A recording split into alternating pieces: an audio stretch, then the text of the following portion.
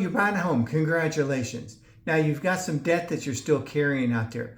Let's talk about ways to get rid of this. And each person is going to be a little bit different, but I can help each of you figure out the best strategy to move forward to where you're debt free in as little as 10 years.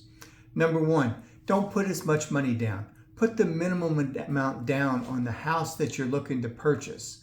The reason is now we take that other money that you've got and we put it into the other monthly debts, be it car debt, credit cards, student loans, whatever kind of debt you have. And I can show you the strategy of which ones to work first. If you'd like more information, follow me for more tips. Now we have that extra income that you have from those debts being gone. We're going to put that to the next debt and then the next debt. And that extra income is going to continue to grow and grow and grow. And as time goes on, the only debt you have left is the house.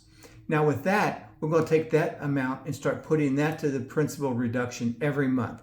That's going to escalate the payment to where you're actually going to pay this house off faster.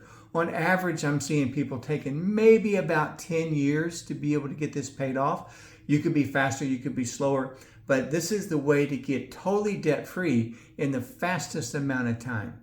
I hope you like this. Follow me for more tips on how to buy a home. Like this below and share it with those that would like to have their home paid off and debt-free.